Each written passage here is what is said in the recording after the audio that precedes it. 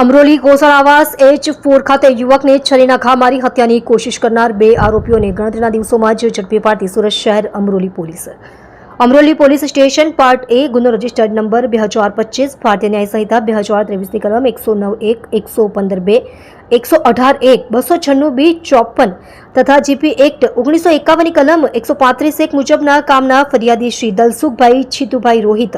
ઉંમર વર્ષ 49, ધંધો છૂટક મજૂરી કામ, રહે બિલ્ડિંગ નંબર 322A 7 કોસાડ આવાસ H4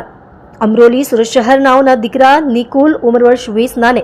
તારીખ 16/8/2025 ના રોજ સાંજના 4:01 વાગ્યાના સુમારે કોસાડ આવાસ બિલ્ડિંગ નંબર 311 પાસે જાહેરમાં સુનિલ ઉર્ફે અપ્પુ તથા લાલો નામના ઈસમોએ મોત નિપજાવવાના ઈરાદાથી ચપ્પુના ઘા મારી ગંભીર ઈજાઓ પહોંચાડેલ હોય વગેરે મુજબનો ગુનો તારીખ 16/8/2025 ના રોજ રજીસ્ટર્ડ થયેલ, જે ગુનાને ગંભીરતાથી લઈ પોલીસ ઇન્સ્પેક્ટર શ્રી JB વનાર સાહેબ તથા police inspector Shri DK Patel સાહેબ, અમરોલી પોલીસ સ્ટેશન નાઓએ સર્વેલન્સ સ્ટાફના police sub inspector Shri JG Kamaliya તથા સર્વેલન્સ સ્ટાફના પોલીસ માણસોને સદર ગુનામાં સંડોવાયેલ આરોપીને તાત્કાલિક શોધી કાઢવા જરૂરી સૂચના અને માર્ગદર્શન આપેલ,